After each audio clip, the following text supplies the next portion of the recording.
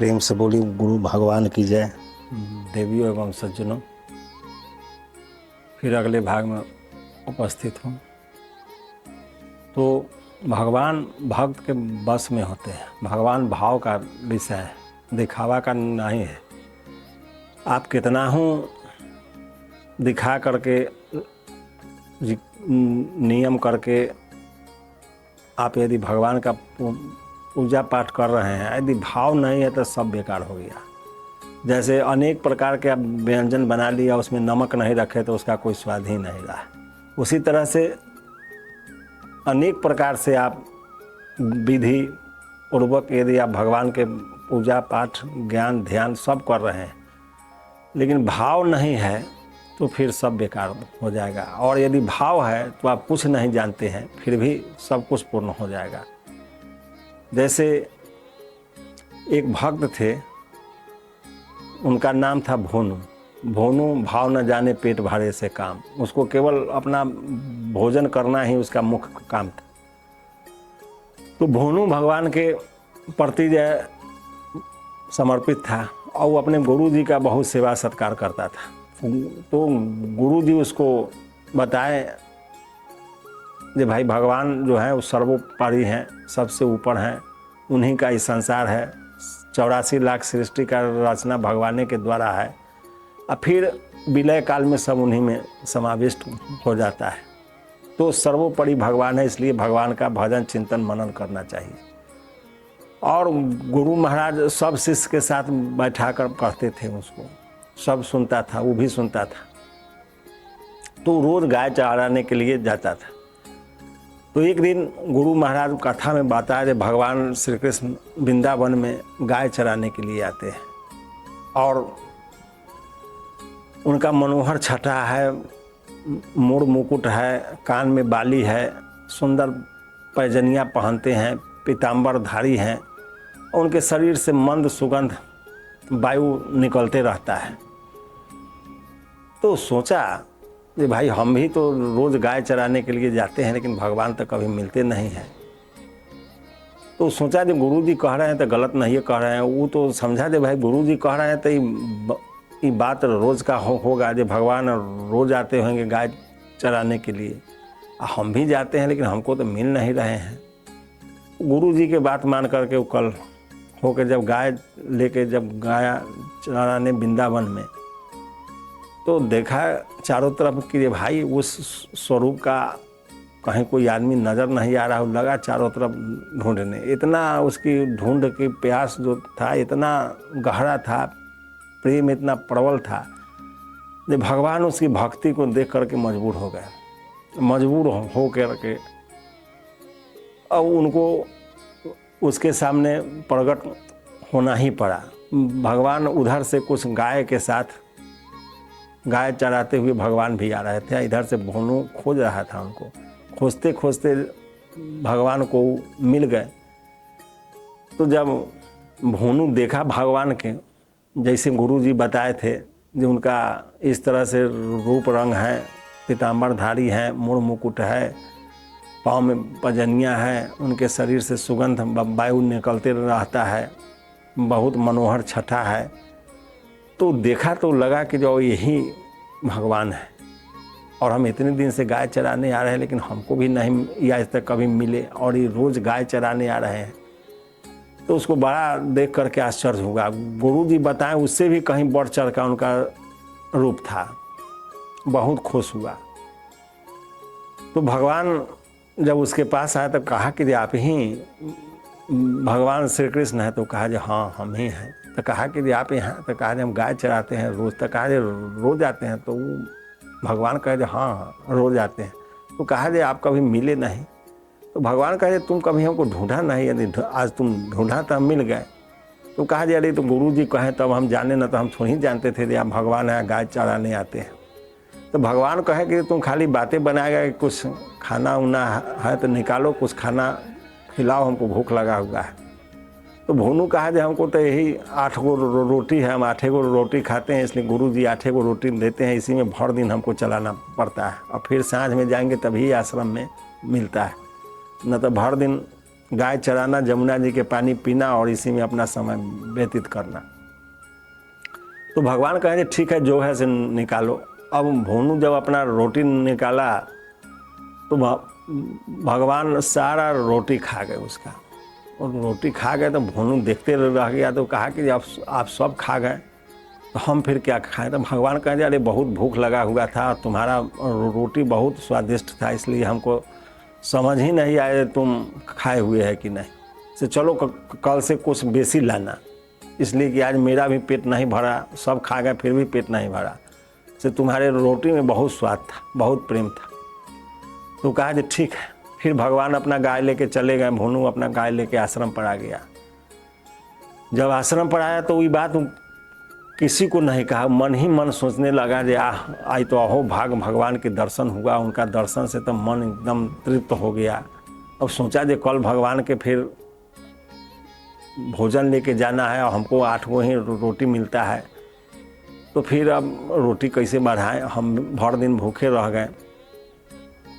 तो कल जब उठा उस सवेरे तो जो भी बचा हुआ था भंडार में, बासी से लेके ताज़ा जो बना वो सब मांग के कुछ जमा कर लिया बेसी, और सब बांध छान के ले करके चलने लगा। तो और जो शिष्य थे गुरु जी को कहे जाए भोनू बहुत खाना बांध के जा रहा है। गुरु जी कहे अरे भोनू तुम इतना खाता नहीं है तो इतना खाना लेके कहाँ जा रहा था। कहा अरे क्या कहें गुरु जी से, कल भगवान आ गए थे। तो कहे भगवान आ गए। तो कहा हाँ भगवान आ गए थे, वो भी गाय चरा रहे थे, हम भी गाय चरा रहे थे, आप जो बताएं कल कथा में उसके अनुसार जब हम उनको ढूंढने लगे तो हमको मिल गए। वो भी गाय लेके चराने आए हुए थे, हम भी आए। जब दोनों आदमी के मुलाकात हुआ तो आप जो बताएं उससे कई हजार गुना ज़्यादा सुंदर है। उनका तो वर्णन हम नहीं कर सकते हैं वाणी के द्वारा। तो मोड़ मुकुट पहने हुए थे, पीताम्बर था, कान में कुंडल था, बहुत मनोहर छठा था, उनका रूप देखते बन रहा था। तो गुरु जी सोचे जाओ इसको कोनो लग गया होगा, कोई होगा अपना ठगों के खाने वाला, इसको समझाया, आई उसके झांसा में आ गया। सीधा तो है ही, गुरु जी सोचे थे सीधा भक्त है, इसको कोई ना कोई छलिया आदमी इसको मिला होगा, ठगों के खा लिया, और ये उसी के झांसा में पड़ गया और आज इतना खाना लेके जा रहा है। तो गुरु जी कहे तुम भगवान आ गए, तुमको मिल गए। तो कहा हाँ महाराज मिल गए। तो कहे ठीक है, तो तुम हमको भी भगवान से भेंट कराओ तब हम माने जहाँ भगवान तुमको मिले हैं। तो कहा ठीक है हम जाते हैं, तो कोशिश करेंगे उनको लाने का। तो अपना भोनू आ गया वृंदावन में आया, अपना गाय को फिर चरने के लिए छोड़ दिया, लगा उनको खोजने। थोड़ा देर खोजने लगा तो खोजते खोजते फिर भगवान उधर से गाय लिए हुए आ गए। अब गाय लेकर आ गए भगवान, तो फिर देखा भोनू तो बहुत खुश हुआ। तो भगवान कहे खाना लाया है। तो कहा हाँ खाना तो लाए हैं। तो कहे ठीक है निकालो खाना खाया जाए। तो भोनू कहा देखिए खाना का एक शर्त है, जो हमको गुरु जी खाना नहीं दे रहे थे, आप खाते ज़्यादा हैं और हम कल आपके चक्कर में पड़ गए, हम भर दिन उपवास रह गया मेरा, और आज हम खाना लेके आ रहे थे तो गुरु जी बहुत हमको डांटे हैं और कहे हैं कि यदि तुमको भगवान मिले हैं, खाना खाए हैं, तो तुम भगवान के लेके मेरे पास आओ, तब हम जानेंगे भगवान आए हैं, ना तो कोई ठग तुम्हारा खाना ठग के खा गया। तो भगवान कहे नहीं, हम तुमको दर्शन दे दिए तो सबको थोड़ी देंगे, तुम्हारे गुरु जी के थोड़ी दर्शन दे देंगे, हम तुमको दे दिए हैं तो दे दिए, गुरु जी के हम ठिका नहीं लिए हुए हैं, से खाना निकालो। तो खाना भोनू निकाले हुए था।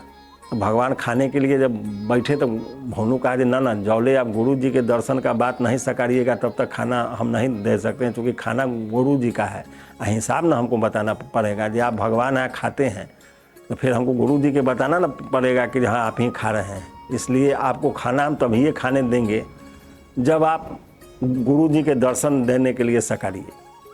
तो भगवान कह रहे नहीं, गुरु जी के दर्शन नहीं दे सकते, हम तुम्हीं को दे दिए ये बहुत। तो कहा ठीक है, तो हमारा खाना छोड़िए। अपना खाना का मोटली था उसको बांध उनके अपना पोटली समेटा और कहा जाइए आप भगवान है अपना जगह पर, जब तक आप गुरु जी के दर्शन नहीं दीजिएगा तब तक हम खाना नहीं देंगे।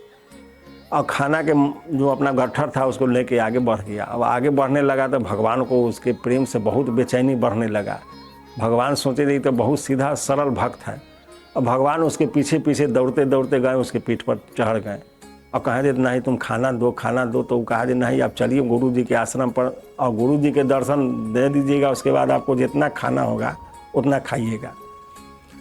अब भगवान उसके प्रेम में पड़ गए और शाम का समय हुआ, सब गाय भी चल दिया आश्रम की ओर। भगवान श्री कृष्ण का जो गाय था वो चल दिया उसके साथे साथे। अब अनेक गाय के समूह, अनेक झुंड पूरा जब चला तो पूरा धूल उड़ाते हुए एकदम अंधेरा करते हुए गाय चल रहा है। अब भगवान भूनू के पीठ पर चढ़े हुए और चले जा रहे हैं। जाते जाते जब आश्रम के समीप आया तो शिष्य लोग, देखा जाए बहुत गाय आ गया, बहुत धूल उड़ रहा है, तो सब लोग आश्चर्य से बाहर आया। तो गुरु जी कहें जब भूनू आई इतना गाय कहाँ से लेके आ गया। जब बाहर निकला तो गुरु जी देखे कि भूनू के पीठ पर तो भगवान श्री कृष्ण बैठे होंगे। अब गुरु महाराज को तो इतना आश्चर्य हुआ जो भूनू के चरण में गिर गए और कहें जो भूनू तुम तो धन्य है, तुम हमारा गुरु है, तुम्हारे चलते हमको भगवान का दर्शन हो गया। नहीं तो हम तो जीवन भर भागवते पढ़ते पढ़ते हमारा समय बीत गया, लेकिन भगवान का कभी कोई एहसास नहीं हुआ। लेकिन तुम्हारे ऐसा शिष्य मिला जो आज मेरा भी उद्धार कर दिया और भगवान का साक्षात्कार करा दिया। तो कहने का अर्थ है कि भगवान भाव के भूखे। गीता रामायण कितनों पढ़ लीजिए, उसे ज्ञान होगा, आप लोगों को समझा सकते हैं, लेकिन भगवान नहीं मिल सकते हैं। भगवान आप कुछ नहीं जानते हैं, लेकिन यदि भाव सही है, उनके प्रति समर्पण सही है, प्रेम सही है, निष्ठा सही है, तो भगवान हर हाल में आपके पास आएंगे। भगवान तो भक्त को ढूंढ ही रहे हैं, लेकिन भक्त ही कहाँ है जो उसके पास हो जाए। लोग अपने अपने स्वार्थ के अनुसार भगवान को खोज रहे हैं। भगवान से किसी को प्रेम नहीं है, भगवान से प्रेम है। भगवान को कोई नहीं चाह रहा है, भगवान से चाह रहे हैं, यही फर्क है। यदि भगवान को चाहने लगिए तो आपको अपने आप सब कुछ मिल जाएगा, लेकिन भगवान को नहीं चाह के लोग भगवान से चाहने लगते हैं, यही दुख का कारण है। और लोग भटकते रह जाते हैं, लेकिन भगवान नहीं मिल पाते हैं। तो सच्चे हृदय से मन वचन कर्म छाड़ी चतुराई, भजत कृपा करहि रघुराई। जब मन वचन कर्म से आप चतुराई छोड़ के जब उनको एक बार पुकारिएगा तो आपके सामने वो प्रकट हो जाएंगे, इसमें कोई संदेह नहीं है। लेकिन भाव आपका सही हो, यह कहने का विषय नहीं है, ये खुद महसूस करने का विषय है। तो हर परिस्थिति में प्रभु का स्मरण भजन चिंतन मनन करते रहिए, राम राम कहते रहिए, चलते रहिए, सारे दुख दरिद्र शोक समाप्त होते जाएंगे और राम राम कहते आपका जीवन का नाव पार हो जाएगा, भवसागर से पार हो जाइएगा। फिर अगले भाग में। जय गुरुदेव।